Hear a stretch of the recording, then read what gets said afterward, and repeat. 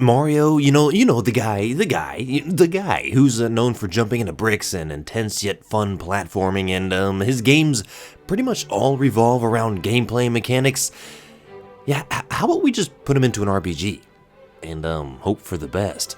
Hey there, all you beautiful guardians of the glaze. Welcome back to the Milky Donut. If you're new here, this is the Milky Donut. We do all things video games, movies, and pop culture. And if you're not new here, I bet your favorite color is blue. You definitely give off that vibe. Well, before we yet again jump back into our video game time travel machine, as always, I would like to mention that I do have a goal of reaching 10,000 subscribers. I'm just kidding, because we actually hit 10,000 subscribers, which is absolutely amazing. Thank you so much for all of your incredible support. I really can't believe we hit 10K in what, like a little over 4 months? Well, I guess that means we do need a new goal, doesn't it? Well, not as always. I would like to mention that I do have a goal of reaching 25,000 subscribers as quickly as I can. It sounds pretty crazy, right? So if you could go ahead and like this video, leave the glaziest of comments, hype it if you can, and subscribe if you think it's worthy of the algorithm.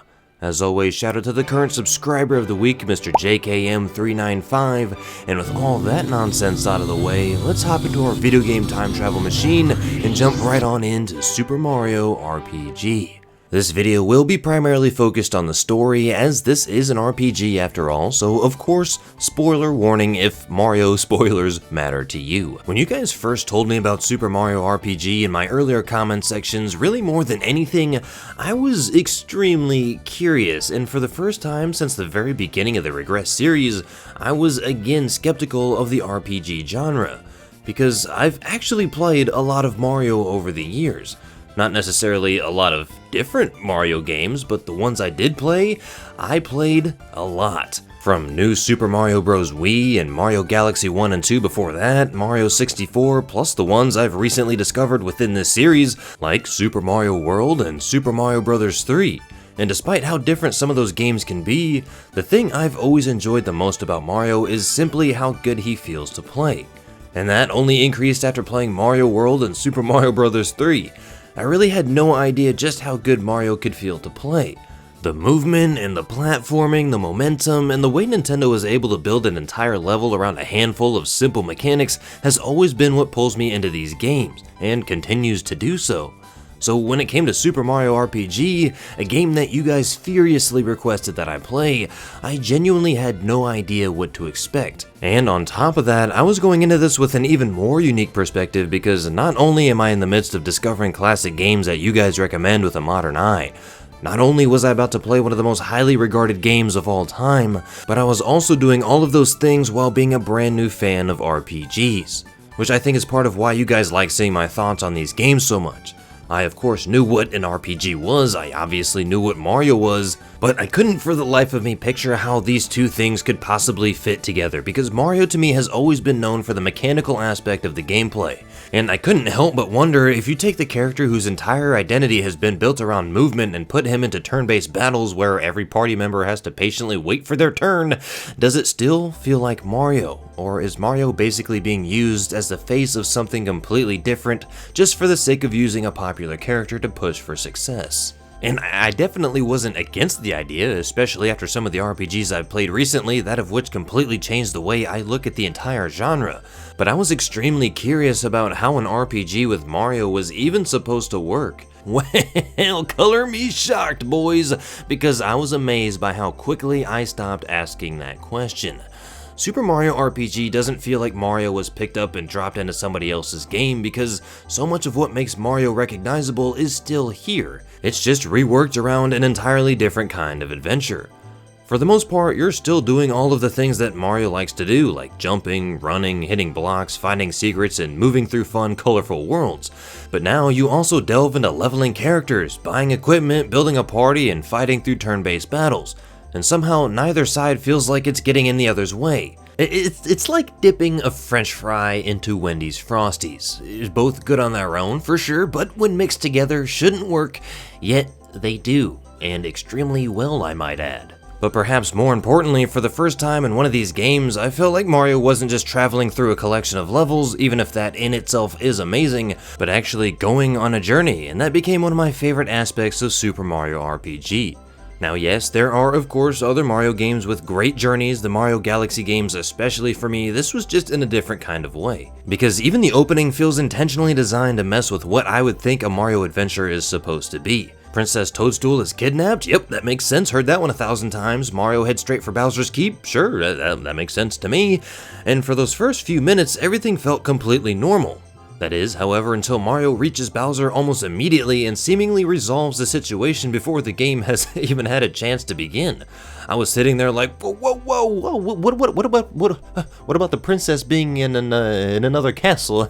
This isn't right. The game said forget about that, son. And this giant sword came falling out of the sky, which then buries itself directly into Bowser's Keep, scattering Mario, Bowser, and Toadstool while cutting the castle off completely. For the first time I've personally ever experienced, Bowser wasn't the real threat anymore. His own home has been taken from him, the Star Road has been completely shattered, and what initially looked like another familiar Mario adventure has suddenly turned into something I genuinely could not predict. And man, was I here for it. Again, that sense of actually going on a journey became one of the biggest differences I felt playing Super Mario RPG. Because for the most part, like I said, Mario games have always been adventures in a mechanical sense, but hardly ever have I felt like Mario himself has actually been on one, again aside from like Mario Galaxy, for me personally. I'm sure there's more out there. Meeting people who join him, watching relationships change, and visiting places that are connected by something larger than just climbing that famous flagpole at the end. It's still lighthearted and incredibly goofy, thank goodness, but there's enough lying underneath everything that I wanted to know where these characters would inevitably end up. And considering Mario never says a word, it's truly impressive how much personality the game gives him. However, that's really nothing all that new because I feel Nintendo has always done a stellar job of giving Mario personality despite his silence. Instead of speaking, he basically becomes the world's most enthusiastic mime, reenacting entire situations by transforming into other characters and throwing himself around while everyone some way or another understands exactly what he's saying. It's moments like these that create something that becomes essential to the entire experience. Super Mario RPG is genuinely funny, bro, and it's not just because it constantly throws jokes at you, but because almost everybody living within this world is a little bit ridiculous.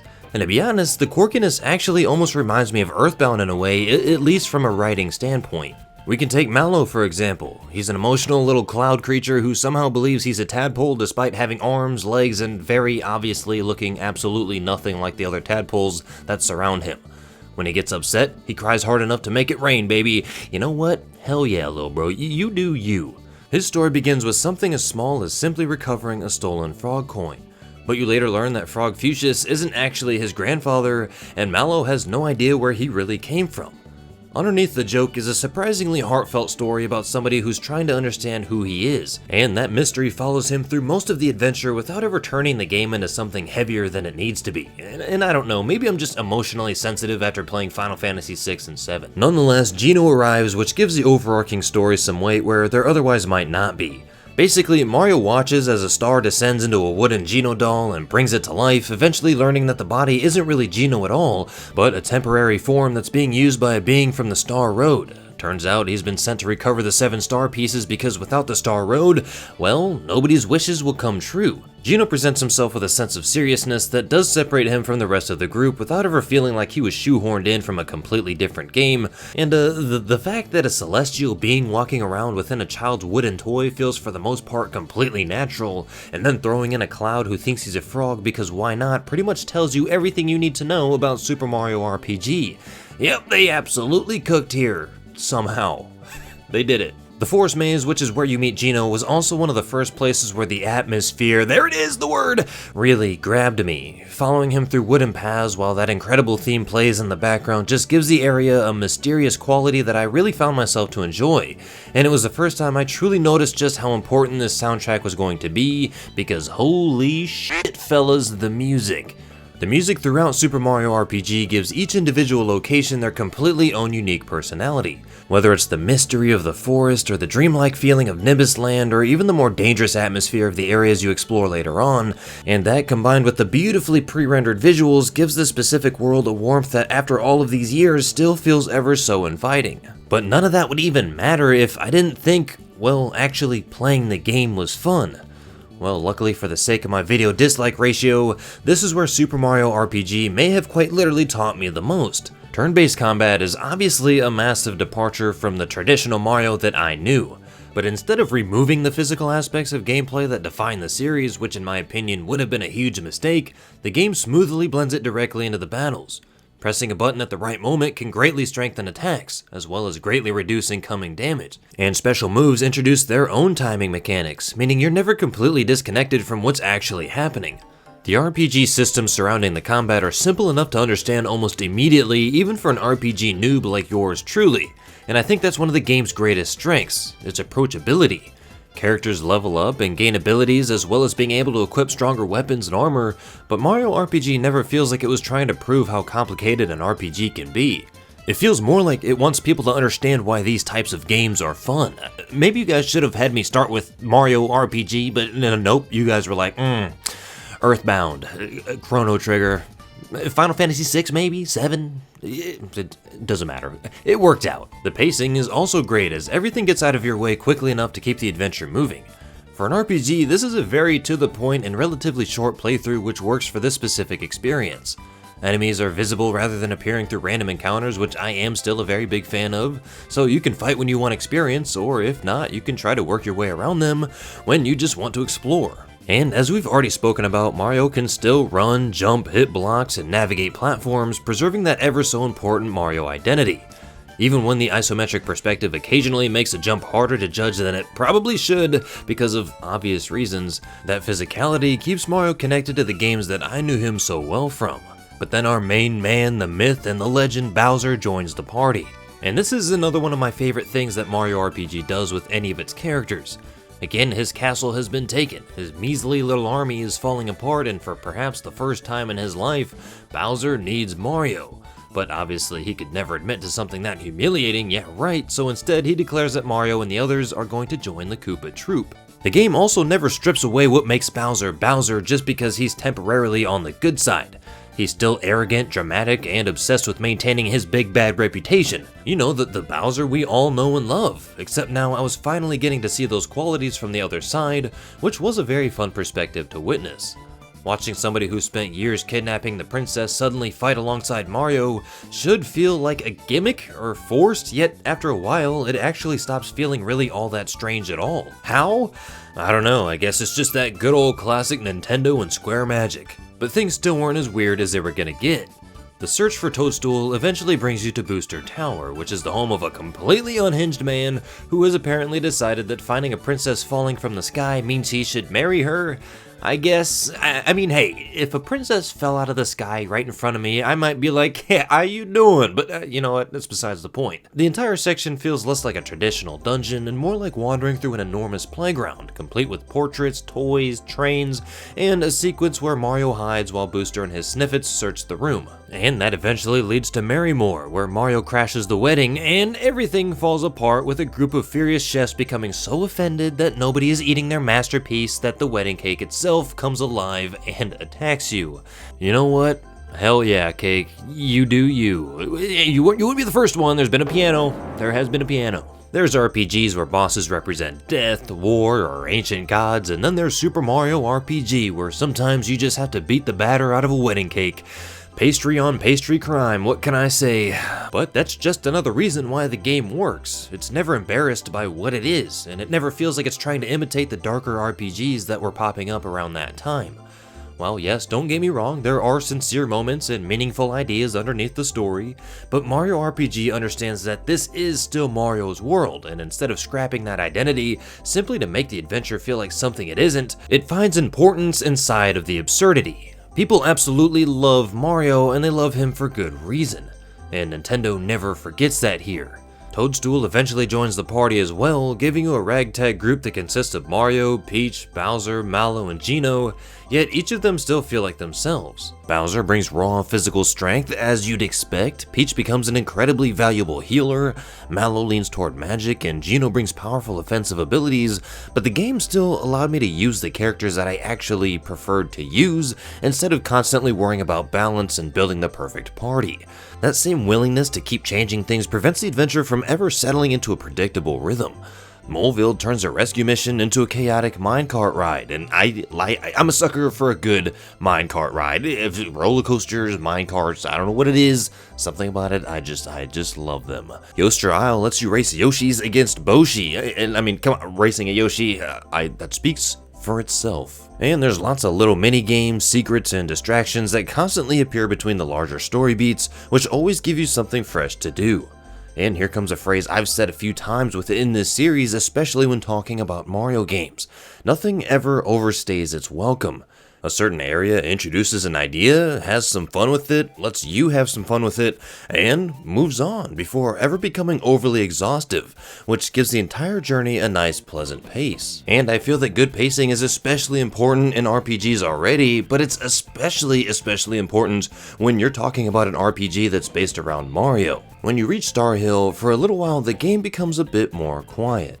Wishes that are made by people throughout the world appear there as stars, and as you move through the area, you can actually stop and read some of them. They're short, and some of them are funny, and sometimes they're actually pretty surprisingly sweet, but as a whole, they give the star pieces a meaning beyond just being 7 magical objects that the story tells you to collect. The Star Road exists because people's wishes matter, and suddenly Gino's mission feels a lot more personal. Mario RPG doesn't sit you down for an on-the-nose lecture about hope or friendship. It gives you a quiet place that's filled with wishes and knows that you'll understand why restoring it is important. And for a game that was able to give me plenty of genuine, and I do mean genuine, laughs, I appreciated the fact that it also knew when to take a step back. Our journey eventually leads us into the sunken ship, which is where everything becomes more atmospheric, filled with ghosts, creatures, and clues that are needed to uncover a password. The sunken ship introduces you to the character of Jonathan Jones, who is, of course, a shark pirate, who at first just seems to be another bad guy that's standing in the way of Mario and another star piece. But after being defeated, he actually accepts the fact that Mario has earned his victory, which then leads him to return shortly afterward and help out when Yardovich and the Smithy gang attempt to steal it. Johnny doesn't really stick around for too long, but that's just a reminder that the characters don't always need hours and hours of dialogue to leave a lasting impression. And that fact is further solidified when Mallow's story comes full circle in Nimbus Land, where it's of course revealed that this little cloud who spent his entire life believing he was a tadpole is actually the kingdom's long-lost prince, because of course he is. The story is his parents have been imprisoned while Valentina attempts to seize control, and after dealing with her, Mallow finally gets the answer he's been searching for since the very beginning. The reunion isn't overly dragged out or pushed into an excessively emotional scene, it just allows Mallow to discover who he is and where he belongs, and I think the simplicity of the moment is what makes it work. By this point, my party comprised of Mario, a celestial spirit who lives inside of a wooden doll, the Prince of a Cloud Kingdom, Bowser, and Princess Toadstool, which is a pretty absurd lineup, but I had developed a legitimate fondness of how strange this group was. The remaining star pieces then eventually bring you back to where everything began, which of course is Bowser's Keep. And I really enjoyed going back there because the sword crashing down into the castle was really the moment that the thought of a normal Mario adventure came to a complete end. And now Mario returns with Bowser fighting alongside him. Bowser's partnership with Mario still feels weird to me just because I'm so used to the complete opposite, but it somehow works. And of course, Bowser being Bowser will never admit that he ever even needed Mario's help to reclaim his home, but he doesn't need to, because this bizarre temporary friendship does a lot of the talking.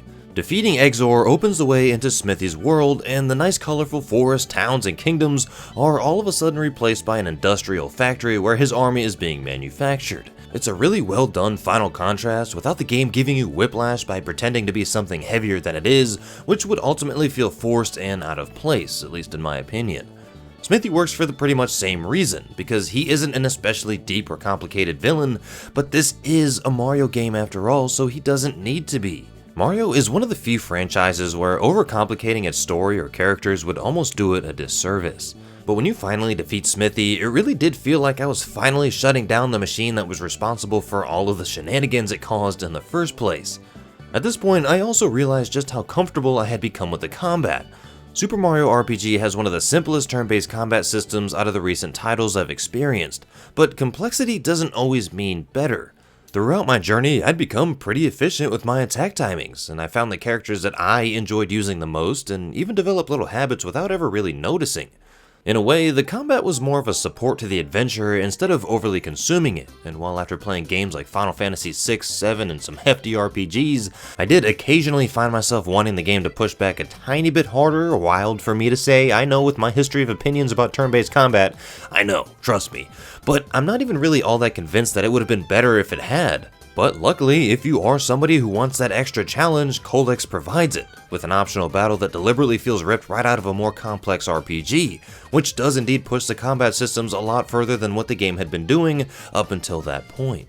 But when Smithy's defeated and the last star piece is finally recovered, which by the way is the first time I've ever gotten all of the stars in a Mario game that has you do so, Geno leaves. The little wooden body you've traveled with was always temporary because Geno is actually a being from the Star Road who just borrowed the doll so he could exist within Mario's world. And once the star pieces are restored, his mission is finished and he just leaves the body behind and returns to the sky.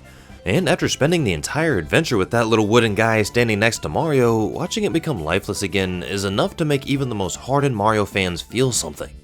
That quiet goodbye represents what Super Mario RPG does so well. Its heart and soul comes from the smaller moments that accumulate over time. Another thing that I briefly brought up earlier but didn't really go into is that the humor never got in the way of my attachment to these characters or their stories. Bowser is allowed to be intimidating while also being hilariously insecure about losing his castle. Mallow can cry hard enough to change the weather. Booster's attempted wedding can somehow end with Mario fighting a cake, and while yes, a lot of these things do come off as funny and nonsensical, none of it makes the world feel any less meaningful. If anything, I think it just gives the game even more personality that I don't think it would have had otherwise. And that ultimately answered the question that I had in the beginning of this video. How in the world can you take a character whose identity has always been centered around movement and turn him into the star of a turn-based RPG without losing that exceptional Mario identity or damaging the things that have always made Mario fun? But Super Mario RPG doesn't simply put Mario characters inside of a soulless shell just to have an RPG with Mario characters. It builds an RPG that still behaves like a Mario game. The time attacks keep your hands involved in combat, and exploration revolves around jumping and finding secrets just like Mario should. And enemies physically exist within the environment. No matter how big the adventure gets, it never loses that playful personality. As of recent, you guys know that I've been playing some pretty emotionally heavy RPGs. Well, Super Mario RPG reminded me that RPGs don't always have to emotionally wreck you in order to make whatever story it's trying to tell meaningful. Some stories have stuck with me because of death, grief, or characters carrying wounds that feel all too real. But there's something equally valuable about an adventure that leaves you feeling good simply because you got to experience it and have a blast doing so. When this game ended, I experienced something that I had truly never even thought about, and that's how refreshing the entire experience was. I wasn't trying to unpack some deeper, devastating revelation, and I do enjoy doing that, and I do believe that those games and their stories deserve that kind of extensive observation. But with this, I was just enjoying the adventure and the characters alongside me. Somewhere, at some point during all of that adventure and enjoyment, the novelty ceased to exist. I wasn't thinking about how Mario could possibly work inside of an RPG, and I just started loving the adventure that I was on.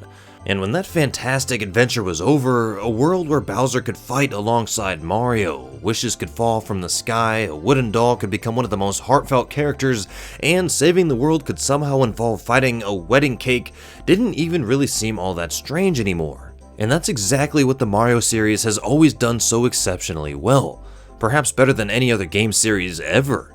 And that's making absurd and goofy ideas work absolutely flawlessly, and understanding the true meaning of what it means to have fun in a video game. And with that, we come to the end of our time travel journey. As always, I had an absolute blast with Super Mario RPG, and it really did yet again teach me a lesson about expectations, which is pretty wild that that's still happening at this point within this series. But do you prefer old games or new games? Let me know in the comments below, and if you want to see more of this, feel free to drop what you'd like to see next in the comments as well. Feel free to re-comment your recommendation on every video because it only increases the chance that you'll see me play it sooner than later. As always, don't forget to like, comment, hype, and subscribe to become a guardian of the glaze, and I'll see you next time on the Milky Donut.